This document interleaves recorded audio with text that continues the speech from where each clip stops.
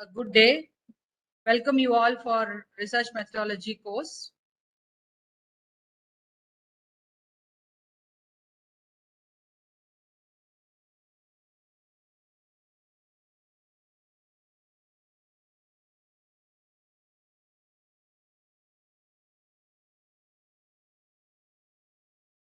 Today we are into unit 4, research design. So whenever we start building a house, we will be having a blueprint for that. We will be having a plan for that. So likewise, when we start a research, we will be having a blueprint for filling up the objectives of our work. The research design is a blueprint for fulfilling the objectives and answering the questions. Selecting a design may be complicated by the availability of large number of methods, techniques, procedures, protocols, and sampling plans. But the research design is to select one appropriate to solve our research question or to solve the problem of the managerial issue. So it's a plan and structure of investigation so conceived as to obtain answers to the question what we have got in our mind. The plan is the overall scheme or program of the research. It also includes an outline of what the investigator will do starting from the beginning, writing the hypothesis and their operational implications to the final analysis of the data. So it's an activity and it's a time-based plan as well. A plan always based on the research question. It's a guide for selecting sources and types of information. It's a framework for specifying the relationship amongst the study variables. A procedural outline for every research activity. So we have got n number of activities in the process of research. So this is going to be a procedure on how you are going to go about one by one. So here we know very well that I've spoken about writing proposal. So now a proposal will be approved. We intend to do something. We would like to find answers for a problem now. So now we have to actually come out with the design or the strategy what you are going to use, and we implement it, and we finally come out with conclusions. So here the research design or the research process will mostly talk about the data collection design and the sampling design. That's very, very important because only based on the samples what we collect, we are going to make inferences and give it to the top management. So the instrument what we use for data collection should be appropriate and scientific in nature. It should be tested, verifiable, and replicable. After that only we go for the data collection process and the data preparation process. So now I am showing you a critical path method schedule of research design. So one by one, we could see the activity. I was telling you earlier, it's a time bound activity and the activity goes one by one, so it is a project actually. So we have to look into what are the activities we are trying to start and what is the end. And this is a tool where you find out which is the critical path and where you should not have too much of slack time as well. So it's sequential and it is simultaneous as well, and estimate scheduling the timetables for each activity or phase of the research. So here we have the start. Now we start up. The client interview starts here, or the literature review we start. Then we go on to conducting the exploratory interviews. We develop a proposal as well. So we do this in a parallel way, we draft a proposal based on the views what we get during the interview. And based on that, we go in for the designing of the questionnaire. Okay, so when you design the questionnaire, you get inputs from the experts from the field. So after you get that, you complete the questionnaire. Then we select the we get appointments from the executives. We do the field interviewing actual. Supposing if it is an interview type, so we go in for the field interviewing. So the interview executes goes for the collection of data. And after that, we go in for the coding and analysis of the data. And finally, we come to writing the report. Then we meet the client for whose the problem has to be solved. And there ends everything. So when you look at the critical path, see the milestone what we pass through is, first one is the proposal, number 3 activity, proposal approval, then interview completed, we complete the interview, then the final report completion. Here only it is the data collection part. So I have specified that it is interviewing as well as the questionnaire, because here what we do is, for the pilot study we go for the interviewing, where the data collector and the respondent meet in person to review the tool what we are going to use, and then it can become a questionnaire where the interviewer and the respondent are not going to meet each other, and the questionnaire becomes self-explanatory. So it could be a mailed questionnaire, or it could be in a printed version as well. So now the descriptors of research design, we have got based on certain criteria or category, we can actually classify the research design. So based on the degree to which the research question has been crystallized, we can classify that into exploratory study and formal study. By the way of data collection, we can classify into monitoring and communication study. By the way of the researcher's power to produce effects in the variables under study, we can call it as experimental or ex post facto research. Based on the study, based on the purpose of study, we can call it as reporting, descriptive, and causal research. Here in causal research, we classify that into two. One is exploratory research, another one is predictive research. The time dimension, based on that, it is cross-sectional study or longitudinal study. The topical scope, breadth, and the depth of the study, it can be classified as case study or the statistical study. Based on the research environment, we can classify that as field setting, laboratory research, and simulation. So the participants' perceptions of the research activity, based on that, we can classify that as actual routine and modified routine. Okay. So now you may be getting questions on what are the types of research. So when a question has been asked on types of research, we have to state all these things: exploratory, formal, monitoring, communication, experimental, ex post facto, reporting, descriptive, cross-sectional, longitudinal, case study, statistical study, field study, laboratory research, simulation, actual routine, and modified routine. So when you get when you talk about types of research, this is how you have to actually narrate about it. Okay.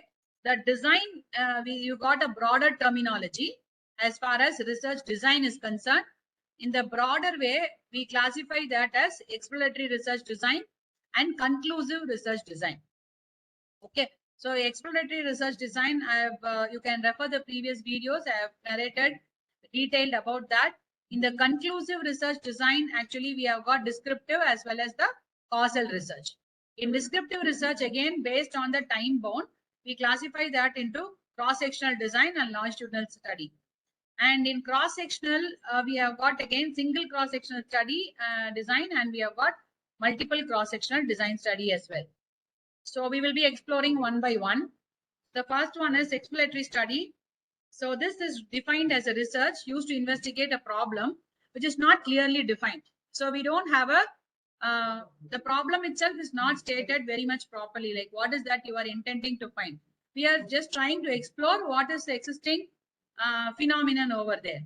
Okay, we are trying to have a better understanding of the problem. So the problem statement concretely arrives in the descriptive research, whereas in exploratory we don't have so. For such a research, a researcher starts with a general idea and uses this research as a medium to identify issues that can be the focus for future research as well. So we can call this as a preliminary study as well. An important aspect here is that the researcher should be willing to change his or her direction subject to the revelation of the new data or insight. So such a research is usually carried out when the problem is at a preliminary stage. It is often referred to as grounded theory approach or interpretive research, as it is used to answer questions like what, why, and how.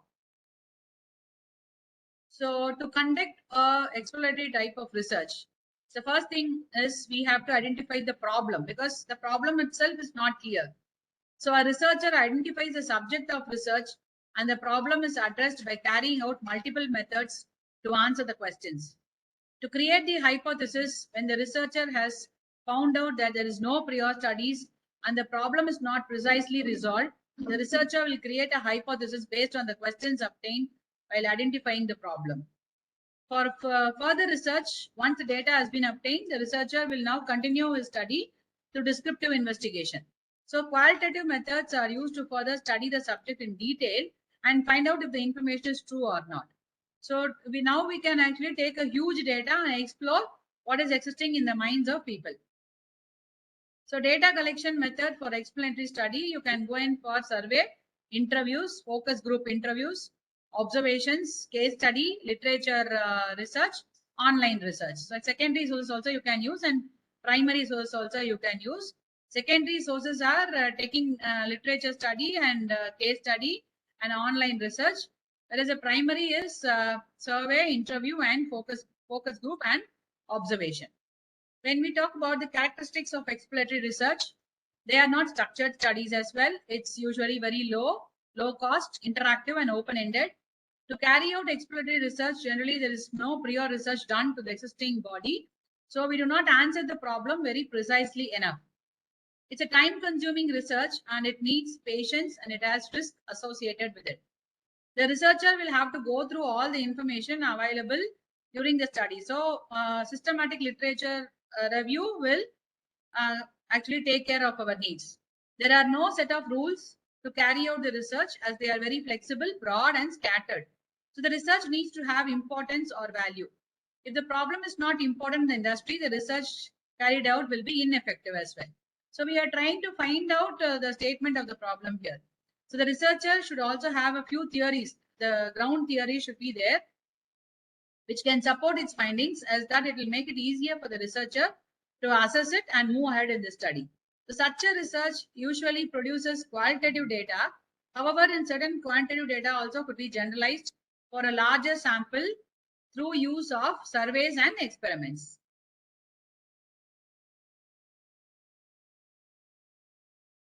So what are the advantages and disadvantages of exploratory study? The advantages, any methodology will have its own advantages and disadvantages.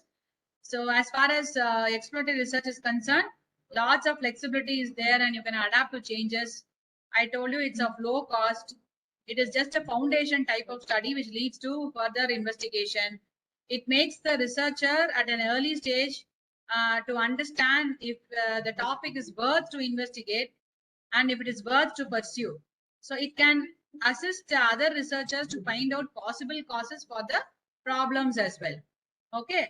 Then what are disadvantages of this exploratory research? Even though it can point you in the right direction towards what is the answer, it is actually inconclusive. The main disadvantage of exploratory research is that they provide qualitative data. Interpretation of such information should be judgmental and biased. Most of the times, exploratory research involves a smaller sample, and the research cannot be accurately interpreted for a generalized population. So many a time, the data is being collected through secondary research, then there is a chance the data being very old or not updated. So the importance, but it has got its own importance. It's carried out when a topic needs to be understood in depth, especially when it's not been done already. The goal of such a research is to explore the problem and around it and not actually derive a conclusion from that. Such kind of research will enable a researcher to set a strong foundation for carrying it out in depth in future. It makes us to choose the right research design to find variables which are more important for the analysis. So we will be using in scale reduction technique for construct development, all those things.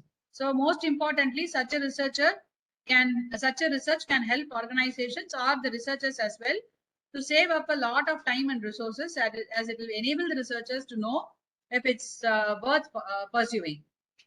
Next comes descriptive research, which is very important. It's defined as a research method that describes the characteristics of the whole population or the phenomenon which we are going to study. This methodology focuses on the what of the research subject, then the why of the research subject. The research, this particular research method primarily focuses on describing the nature of a demographic segment without focusing why a particular phenomenon occurs. In other words, it describes the subject of the research without covering why it happens as such. So here we can have some characteristics of the descriptive research. We can actually name the types of research which comes under the purview of descriptive. It is a quantitative research that attempts to collect quantifiable information for statistical analysis of the population, because we wanted to generalize the data. So it's a popular market research tool that allows us to collect and describe the demographic segment's nature. And in descriptive research, none of the variables are influenced in any way. So this uses observational method to conduct the research. Hence, the nature of the variables or their behavior is not in the hands of the researcher. So the variables are uncontrolled. It's a cross-sectional study actually. Okay, we are not going to do it for a long time. We are not going to conduct the research for 2 years, 3 years. So you can't do too much of experimentation on that. Post-test, pre-test, and all, it's not possible. So at the point of time, we find out what's happening, what's prevailing in their minds. So the basis for future research, researchers further research the data collected and analyzed from descriptive research using different research techniques. This data can be helpful towards the types of research methods used for subsequent research as well. So applications of descriptive research. So where do you apply it? Where can this be used? So you can draw concrete conclusions about the respondent. That's what this is the major difference what we have between the exploratory type and the descriptive type. It derives some patterns, traits, and behaviors of the respondents as well. You can understand the attitude or opinion about the phenomenon. So lots and lots of attitude scale is being used over here. It helps the organizational researching to make informed business decisions. The trends what we use in the to measure the data is he uses over time with the descriptive research design statistical capabilities. So we can conduct comparisons. So the organizations can also use descriptive research design to understand how different groups respond to a specific product or study.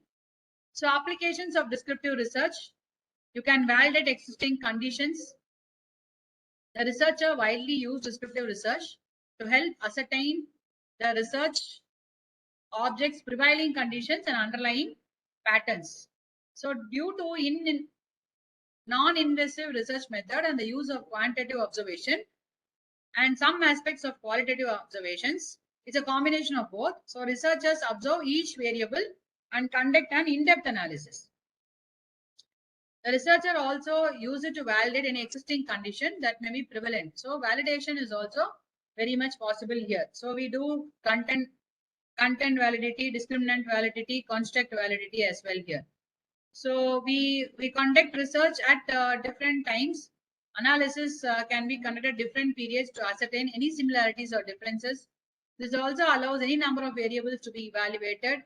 For verification, studies on prevailing conditions can also be repeated to draw trends. So here, types of descriptive research design. Okay, we say it is observational method, case study, census, sample survey, and cross-sectional study. So when you have a question, so the combination of all these types are design, which is descriptive design. Okay, are you clear? So if a question is asked on research types, you have to write observational method, case study, census survey, sample, and cross-sectional study. But all these combined together, we call it as descriptive research design. Okay, so the observational method, it is most effective method to conduct this research. The researcher can use both qualitative and quantitative. So it can be done by an observer, or it can be done by capturing it in the CCTV or any other camera. So case studies actually involve in-depth research and study of the individuals or groups. Supposing if you do a study in only one organization, we call it as case study. So during internship, actually, the academics oriented will be case studies only. So you can't generalize the data to the entire sector. So case studies leads to a hypothesis and widen a future scope of studying a phenomenon. In census survey is a kind of survey where the information is gathered from all units of a population. So data collected through a census study is highly generalizable to the population as all or most units of the populations are sampled. So in sample survey, a sample survey involves gathering information from a small subgroup of the entire population. So when selecting a sample, the aim is to select a group of individuals that can represent the target population so that the data can be generalized to the larger population. The sample group allows research to be conducted in a fast and cost-effective manner as well. So cross-sectional study, cross-sectional survey are a kind of survey where standardized data is collected from a cross-section of the predetermined population at a given point in time. There are two main types of cross-sectional surveys with a single variable and those with more than two variables. So in continuation to that, we have got longitudinal survey, comparative survey, evaluative survey, and documentary survey as well. So longitudinal survey are used where the same variable are observed over a period of time. Time is lengthy. Okay. So this allows the researcher to investigate the status of variables at different point of time. So before 2 years, supposing you have collected a questionnaire before pandemic and after pandemic. So 2 years, it's a longitudinal study. So there are three main types of longitudinal studies: trend studies, panel studies, and cohort studies. So a comparative survey, we compare more than two variables. The variables are compared using specific criteria that must be delineated as criterion variable. Evaluative survey, an evaluative survey is generally used to evaluate a program, policy, or a curriculum. It involves gathering information that can be used to rate the effectiveness and worthwhileness of a program or policy or institution. So documentary survey, a documentary survey involves gathering, analyzing the information using pre-existing data that is already available. So this data can take the form of research papers, review articles, books, official records, etc. In documentary studies, the researcher evaluates the available literature on the research topic. So how do you conduct the descriptive research? The first thing is you outline the research problem. So here in descriptive research, we have got a concrete research problem. We outline the objectives. We come out with the tools and techniques that has to be used for the data collection. It can be observation, or it can be a questionnaire, or it can be interview schedule. We target the population and the sample group, select a method for data collection, analyze the data collected, and we come out with the conclusions. The third important research design method is experimental research design. So we have got three primary types of experimental design: pre-experimental research design, true experimental research design, and quasi-experimental research design. The way you classify the research subjects based on conditions or groups determine the research design.